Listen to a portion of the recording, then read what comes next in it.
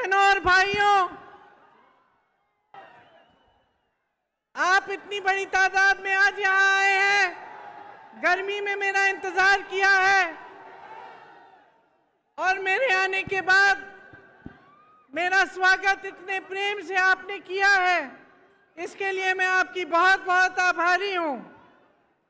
श्री मानिकराव ठाकरे जी, श्री रेवंत रेड्डी जी,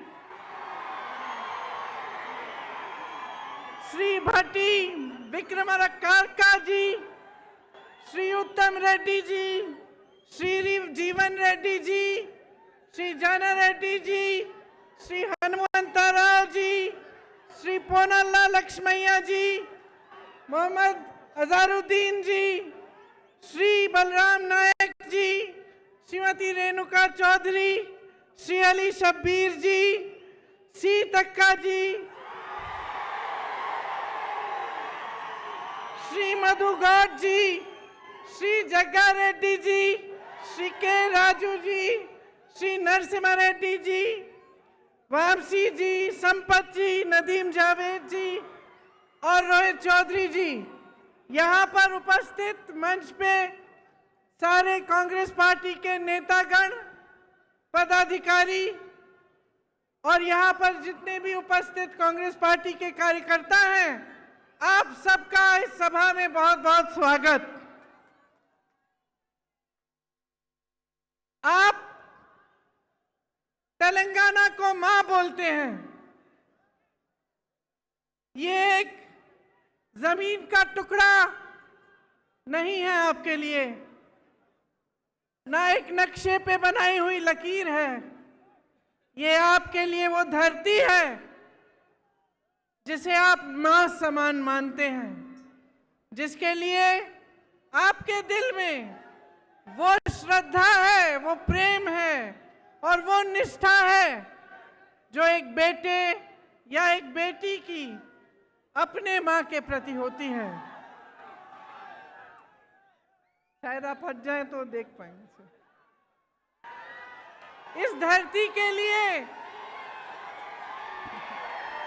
दिख रही हूं।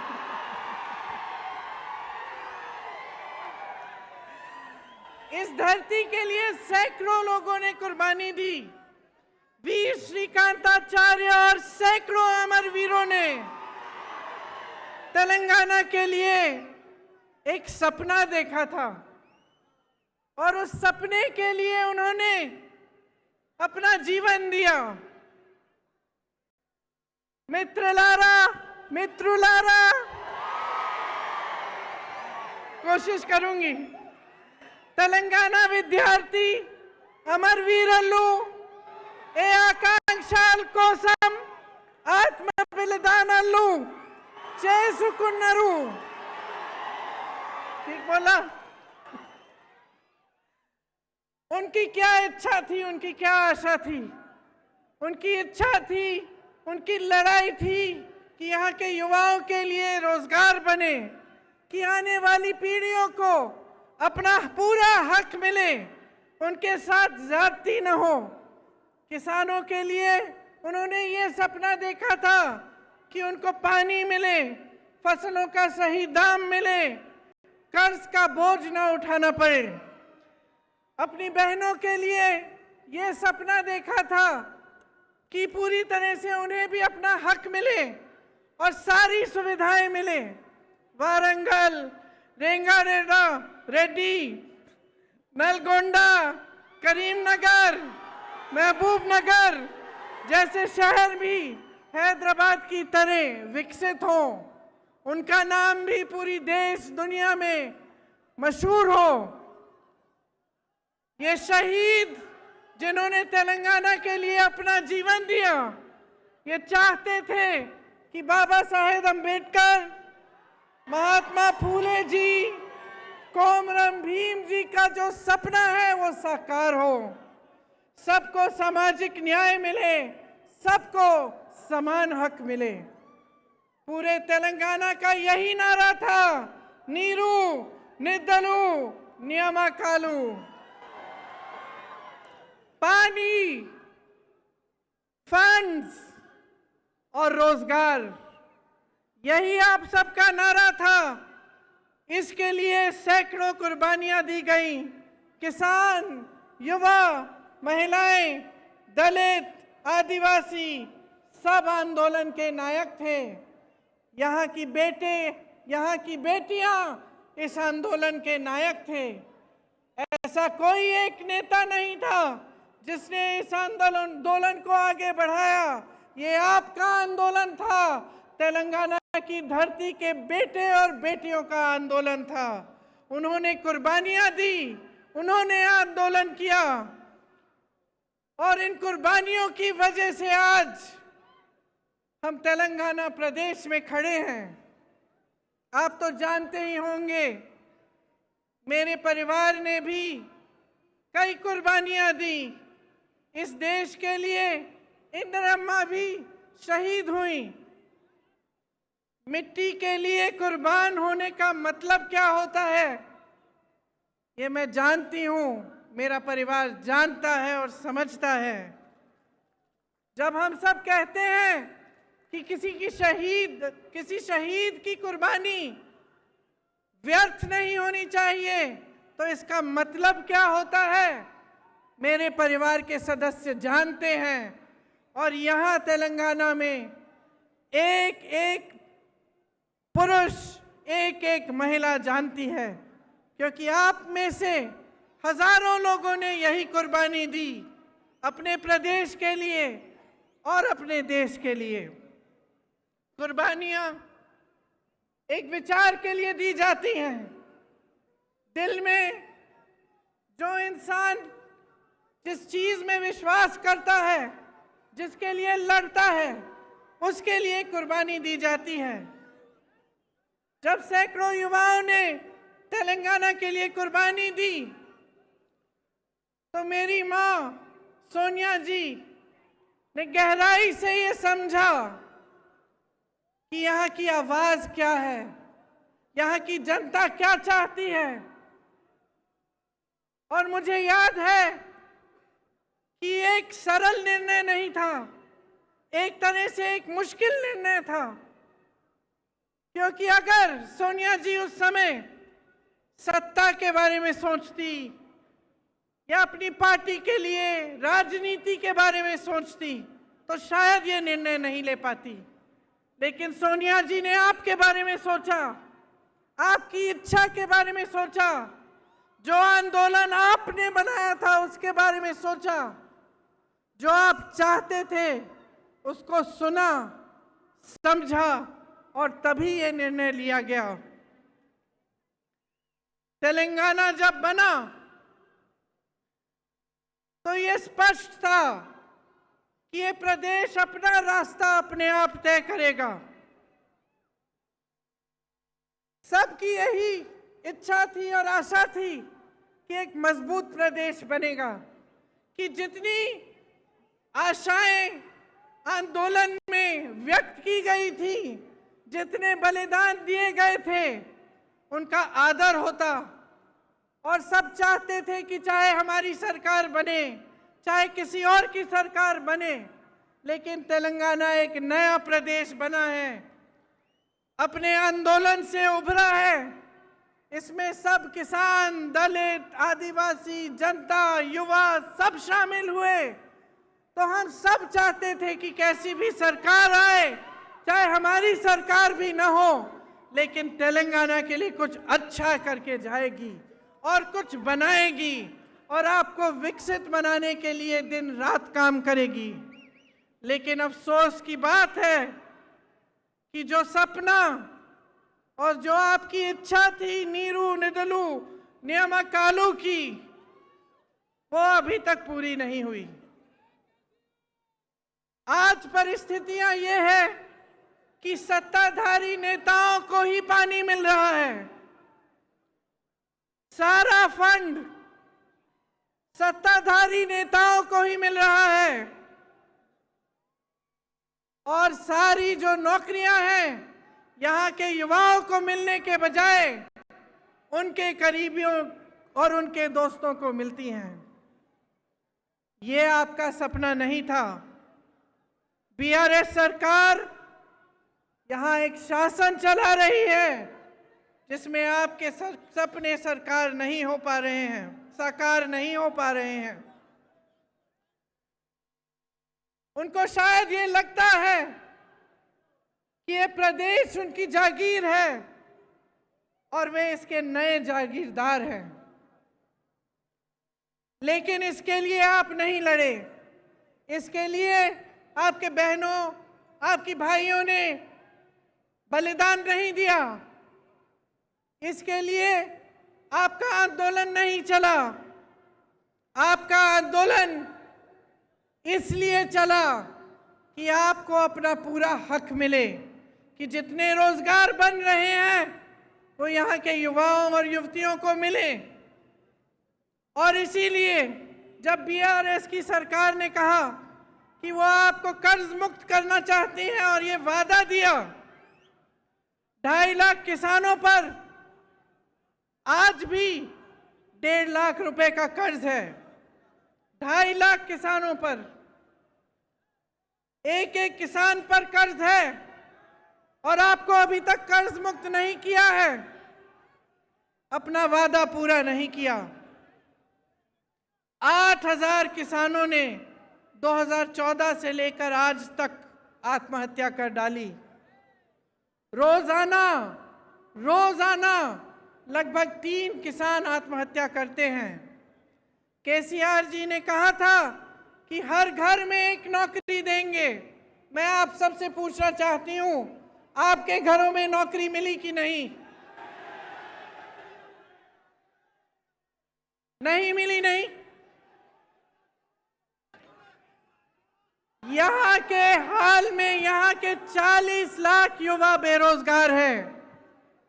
2018 में इन्होंने कहा था कि हर महीने 3,000 रुपए बेरोजगारी का भत्ता मिलेगा। आपको मिल रहा है ये भत्ता? अगर भत्ता देते तो एक युवा को आज 1.5 लाख से ज्यादा रुपए मिलते। क्या मिल रहे हैं आपको? क्या मिले आपको? 2 लाख नौकरियों के पद खाली पड़े हैं, सरकार में भरे नहीं गए हैं, आपको नहीं दिए गए। भर्तियों का खाल देखिए, टीपीएससी का पेपर लीक हो गया, कोई एक्शन लिया इन्होंने? किसी पे कार्रवाई हुई? जिन बच्चों ने मेहनत से पढ़ाई की थी, जिनके माता पिता ने अपनी मेहनत और ईमानदारी की कमाई से उनकी फीस दी थी ट्यूशन के लिए, उनकी कोई मदद, कोई सहायता हुई? तो पिछले 9 सालों में 12 स्टेट यूनिवर्सिटीज में एक भी भर्ती नहीं हुई है। सोचिए आप, उस्मानिया जैसी तमाम यूनिवर्सिटीज टीचर्स और फंड की कमी से जुड़ रही हैं। एक भी सरकारी यूनिवर्सिटी नहीं बनाई गई। प्राइवेट यूनिवर्सिटी जरूर बनाई हैं जिसमें आपको लूटा जाता है और फीस इतनी ज्यादा होती है कि आधी जनता तो उसको दे नहीं पाती। एससी, एसटी, ओबीसी, माइनॉरिटीज के लिए 15 लाख विद्यार्थियों के 4,000 करोड़ दबाकर बैठी है सरकार और कुछ नहीं किया है। भर्तियां नहीं हो रही हैं अध्यापकों की, कोई नौकरियां नहीं मिल रही हैं युवाओं की। तो ये परिस्थितियां हैं आज आपकी।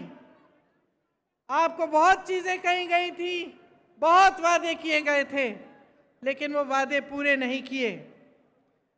आप शायद जानते नहीं होंगे कि बच्चों के स्कूलों में, बच्चों के स्कूल भी कम हो गए हैं।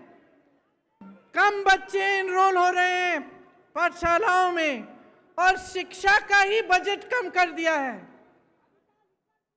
हाँ? आप सोचिए, आप सोचिए,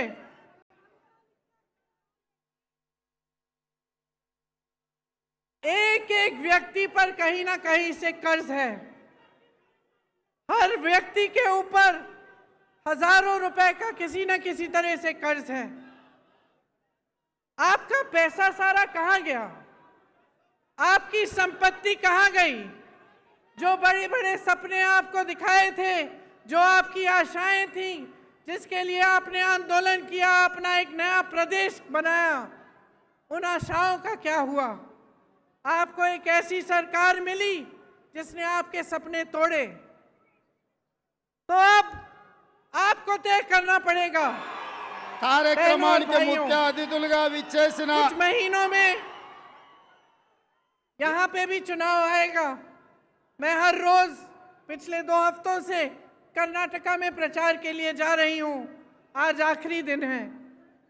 वहाँ खूब भाषण देके आई हूँ और क्या कहती हूँ मैं वहाँ, आप भी सुन लीजिए कि देखिए, ये प्रदेश, ये देश आपका है, और खास तौर से तेलंगाना, जहाँ पे आपने, युवाओं ने बलिदान दिया इस प्रदेश को बनाने के लिए, ये आपका है। इसकी सुरक्षा, इसको संभालना, इसके भविष्य को मजबूत बनाना आपका भी कर्तव्य है। सबसे बड़ी जिम्मेदारी आपकी है।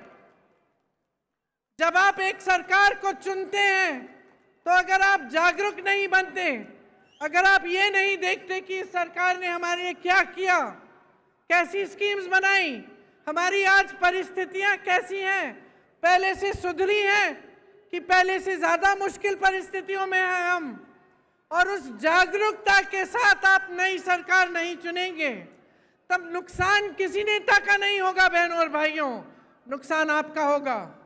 नुकसान मेरी बहनों आपका होगा, आपके बच्चों के भविष्य का होगा। तो ये चीजें बहुत गहराई से आपको समझनी चाहिए। आपने अपना पूरा आंदोलन देखा। आज आप यहाँ पे जब मुझे कहते हैं कि मैं इंदिरा अम्मा जैसी एक नई इंदिरा अम्मा हूं, ये हल्की बात नहीं है बहनों और भाइयों, ये हल्की बात नहीं है। जब आप ऐसे कहते हैं तो मुझे अपनी जिम्मेदारी का एहसास होता है, क्योंकि आप उस महिला को याद कर रहे हैं जो 40 साल से पहले ही गुजर चुकी हैं, शहीद हो गई देश के लिए 1984 में। आज हम 2023 में हैं, लेकिन आप उनको श्रद्धा के साथ, श्रद्धा पूर्वक, प्रेम के साथ याद कर रहे हैं, और आप अभी भी आशा रख रहे हैं कि उनकी तरह कोई आपकी मदद करे, क्योंकि वो एक ईमानदार नेता थी, अपनी देश के लिए समर्पित थी और आपके भविष्य के लिए समर्पित थी। तो जब आप ऐसा कहते हैं तो मेरे मन में एक बहुत बड़ी जिम्मेदारी का एहसास होता है कि आपके सामने खड़े होकर मैं ना झूठे वादे कर सकती हूँ, ना झूठी बातें बता सकती हूँ, और आपके सामने जब मैं खड़ी होती हूँ तो ईमानदारी से मैं सच बोलना चाहती हूँ, और मैं यही कहना चाहती हूँ जिसमें आपकी भलाई है। इसीलिए आपने सोनिया अम्मा का नाम भी लिया, और आपको मालूम है कि आपके प्रदेश को बनाने में उनकी भूमिका बहुत रही। मैं उनकी बेटी हूँ। यहाँ अगर आपके सामने खड़ी हूँ तो मैं समझती हूँ कि ये निर्णय उन्होंने पूरी जिम्मेदारी से लिया, और वे भी आपके लिए आजीवन समर्पित रही। तो अब आपकी भलाई की बात क्या है? आपकी भलाई की बात यह है कि आप एकदम जागरूक बने। आजकल जैसे राजनीति यहाँ चल रही है पूरे देश में, कि काम कोई नहीं कर रहा है, दूसरों के काम पर अपना नाम डाला जा रहा है। चुनाव के समय आपकी बातों को करने के बजाय दुनिया भर की बातें चल रही हैं। धर्म के नाम पर, जाति के नाम पर आपको गुमराह किया जाता है, आपके जज्बातों को उभारा जाता है ताकि आपका वोट मिल जाए, सत्ता मिल जाए, और उसके बाद कोई काम करने की जरूरत नहीं है, क्योंकि 5 साल बाद फिर से आपके जज्बातों पर वोट मांगेंगे, अपने काम पर वोट नहीं मांगेंगे, विकास पर वोट नहीं मांगेंगे। ये जो bye bye Modi, bye bye KCR आपने लिखा है,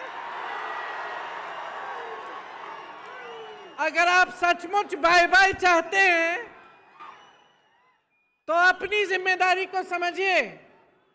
जो पार्टियां आपको बता रही को परखिए, पढ़िए, देखिए कांग्रेस पार्टी क्या कह रही है। आज ये हैदराबाद का यूथ डिक्लेरेशन किया गया, ये आपका सम्मान है कि हम आज ये डिक्लेरेशन कर रहे हैं। और हम सब नेता यहाँ बैठे हुए, सब जो यहाँ मौजूद है, इस डिक्लेरेशन के लिए आपके प्रति जवाबदेह बनेंगे।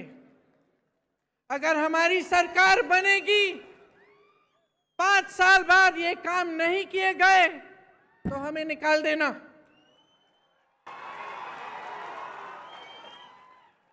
क्योंकि आज अगर हम सब ये इस मंच में बैठे हैं तो आपने बिठाया है, आपने बिठाया है, और इसका एहसास हम सबके दिलों में होना चाहिए। इस यूथ डिक्लेरेशन में ये कहा है हमने कि आंदोलन में शहीद परिवारों के लिए, शहीदों के परिवारों के लिए एक सदस्य को जरूर सरकारी नौकरी मिलेगी। हम ये भी कह रहे हैं कि शहीदों के माता पिता या उनकी पत्नियां को 25,000 रुपए की मासिक पेंशन दी जाएगी। 2 लाख सरकारी पद जो आज खाली पड़े हैं, इनको 1 साल के अंदर अंदर हम भरना चाहते हैं और इसका पूरा प्रयास करेंगे। जो SC, ST, OBC का बैकलॉग है भर्तियों में, इसको हम पूरा करेंगे। भर्ती के लिए हर साल एक जॉब कैलेंडर बनाया जाएगा। इसमें आपको पता चलेगा कि भर्ती के इम्तिहान कब हैं और इनके रिजल्ट कब आएंगे, ताकि स्कैम्स और घोटाले कम हों। बेरोजगार युवाओं के लिए हर महीने 4,000 रुपए बेरोजगारी भत्ता हम कह रहे हैं देंगे।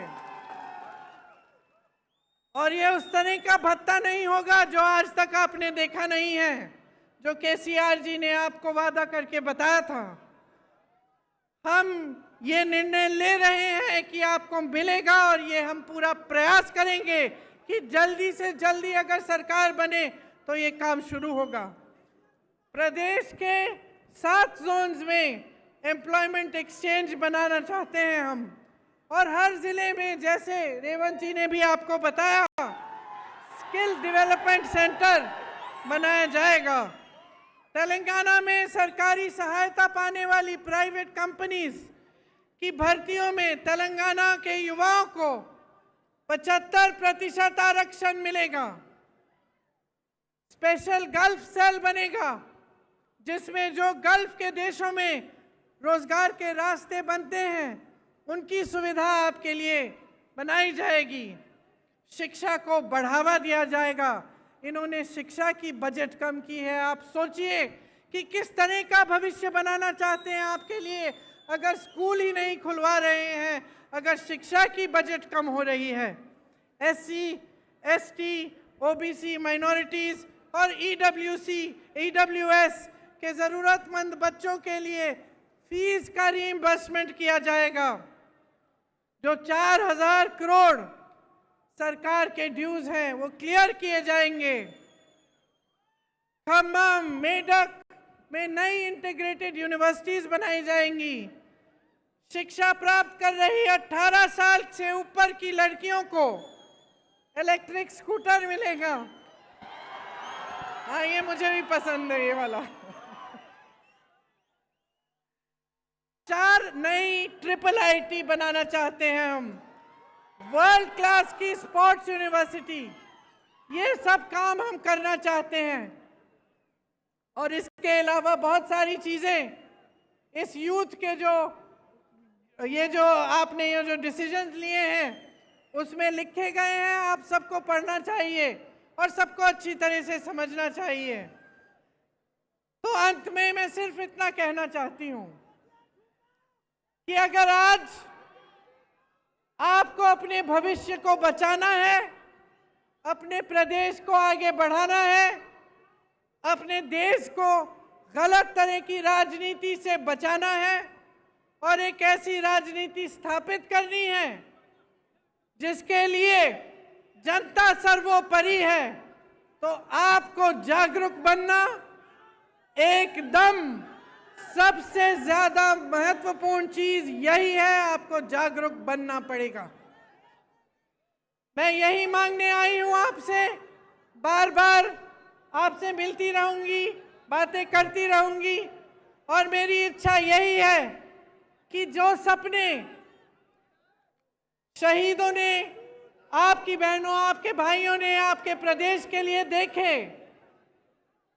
जिन सपनों को साकार करने के लिए सोनिया अम्मा ने और कांग्रेस पार्टी ने ये निर्णय लिया था, और जिस प्रदेश के लिए इंदिरा अम्मा ने दिन रात काम किया था, वो एक विकसित मजबूत प्रदेश बने जो पूरी दुनिया में मशहूर रहे। यही मेरी इच्छा और आशा है। आप सबने बहुत बहुत ध्यान से मेरी बातों को सुना, इसके लिए मैं आपको बहुत धन्यवाद देती हूँ, बहुत धन्यवाद देती हूँ।